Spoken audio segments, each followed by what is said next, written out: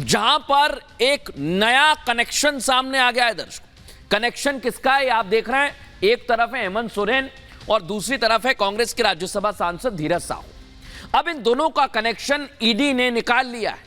जिस बीएमडब्ल्यू को सोरेन के घर से बरामद किया गया था वो धीरज साहू की है, लेकिन आखिर ये कनेक्शन कैसे हुआ, इसी की जांच पड़ताल में एजेंसी जुटी हुई है। रिपोर्ट आपको दिखाते हैं।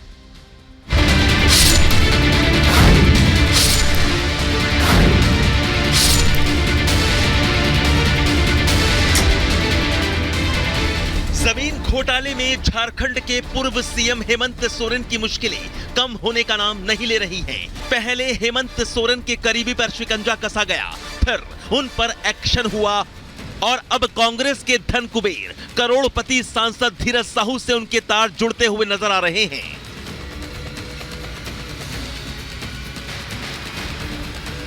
ये वही धीरज साहू हैं जिनके घर से करोड़ों रुपया बरामद किए गए थे। ये वही तस्वीर है जिसमें कई मशीनों ने कई दिन तक नोट गिने थे और अब इनके तार हेमंत सोरेन से जुड़ रहे हैं। आइए आपको समझाते हैं हेमंत और धीरज साहू का कनेक्शन कैसे सामने आया है।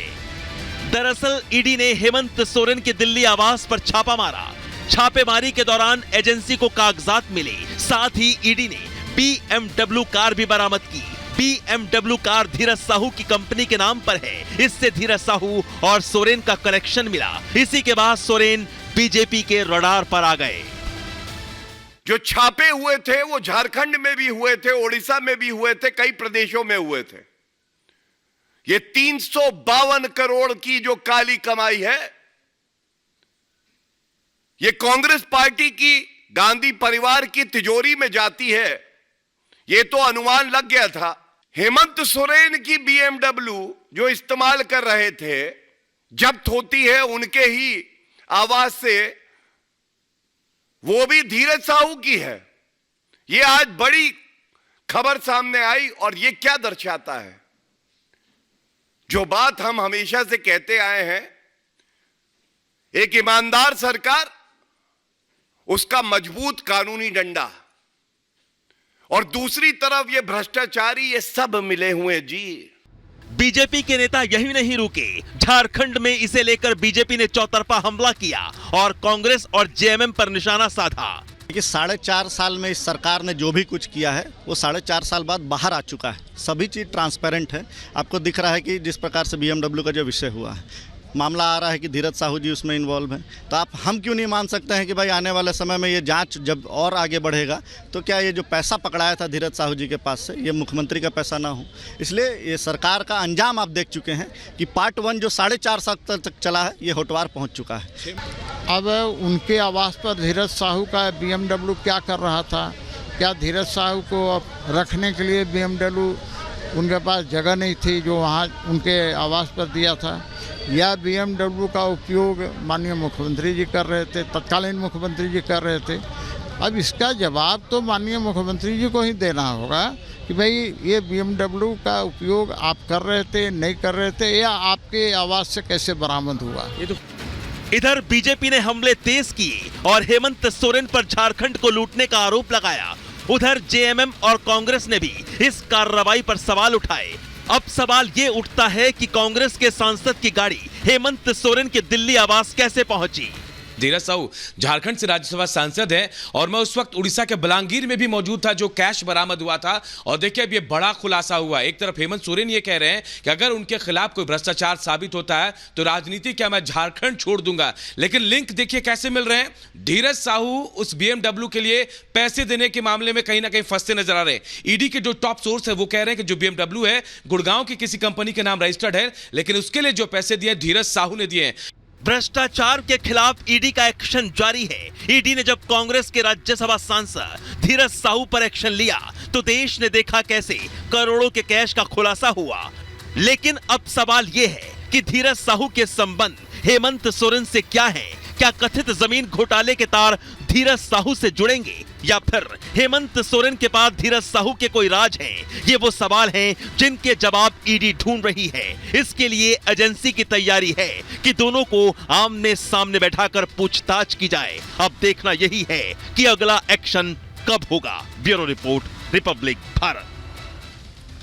ईडी इस मामले को लेकर जांच कर रही है और देखना होगा कि तथ्य के आधार पर कब एक्शन लिया जाता है। बहरहाल आगे बढ़ेंगे और आपको लेकर चलते हैं उत्तर प्रदेश, क्योंकि उत्तर प्रदेश की सियासत में आजकल एक नाम फिर से चर्चा में आ गया है। वो नाम है स्वामी प्रसाद मौर्य का, और ये अखिलेश यादव की मुश्किलों को बढ़ाने का काम कर रहे हैं, क्योंकि स्वामी प्रसाद मौर्य पहले भी प्रभु श्री राम और रामचरितमानस पर सवाल उठा चुके हैं, लेकिन एक बार फिर उन्होंने प्रभु रामलला पर सवाल उठा दिया है और एक ऐसी टिप्पणी की जिसकी वजह से वो बीजेपी के साथ साथ खुद समाजवादी पार्टी के विधायक के रडार पर आ गए हैं। लेकिन स्वामी ने ऐसा कहा क्या है, ये आपको दिखाते हैं।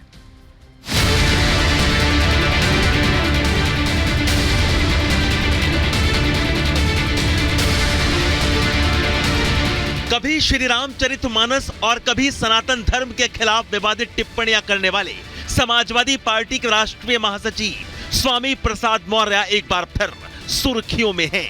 अब की बार सपा नेता स्वामी प्रसाद मौर्य ने अयोध्या में रामलला की प्राण प्रतिष्ठा पर ही सवाल उठा दिए हैं।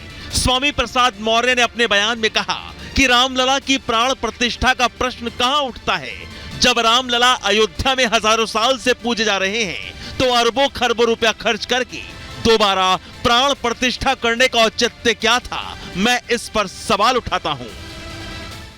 बात यह है कि भगवान रामलला वही थे जो अभी तक टेंट में स्थापित थे, वही रामलला मंदिर बन करके तैयार हुआ तो उन्हीं भगवान राम के यहां लाया गया, तो प्राण प्रतिष्ठा क्या मतलब? ये केवल भारतीय जनता पार्टी का ही नौटंकी है, ड्रामा है, जो अरबों खरबों रुपया पानी की तरह बहा करके आज देश की जनता के आग में धूल झोंकने की कोशिश कर रहे हैं। भगवान राम जो सबका ख्याल रखते हैं, सबके भगवान हैं, कि उनमें प्राण प्रतिष्ठा करके स्थापित ये बताना चाहते हैं कि हम भगवान राम से बड़े हैं, यानी भगवान राम से अपने को बड़ा साबित करने का ड्रामा कर रहे हैं और अरबों खरबों पानी की तरह पैसा बहा करके देश के और प्रदेश की जनता के खून की गाढ़े कमाई के पैसे का दुरुपयोग कर रहे हैं। रामलला की प्राण प्रतिष्ठा पर सवाल और सनातन के खिलाफ बोलकर स्वामी फिर रडार पर आ गए हैं। ये पहली बार नहीं है जब सपा नेता स्वामी प्रसाद मौर्य ने हिंदुओं की भावनाओं को ठेस पहुंचाया हो। स्वामी प्रसाद मौर्य आए दिन हिंदू आस्था पर आघात पहुंचाने वाले बयान देते रहते हैं, लेकिन जब से सपा इंडी गठबंधन में साझेदार बनी है, तब से स्वामी प्रसाद के विवादास्पद बयानों की झड़ी सी लग गई है।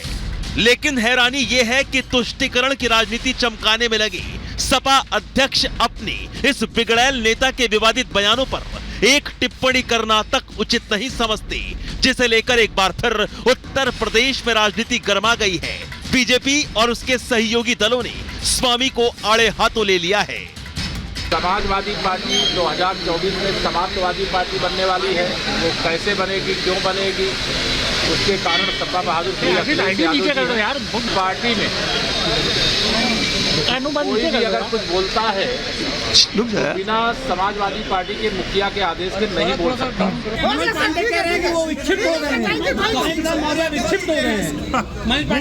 ये सपा में भूगोल सपा में हो गई है, एक गोल हम लोगों के साथ आने वाली है। जब तक वो समाजवादी पार्टी को रसातल में नहीं पहुंचा देंगे, तब तक जो है वो वहां से इसी तरह बयान देते रहेंगे।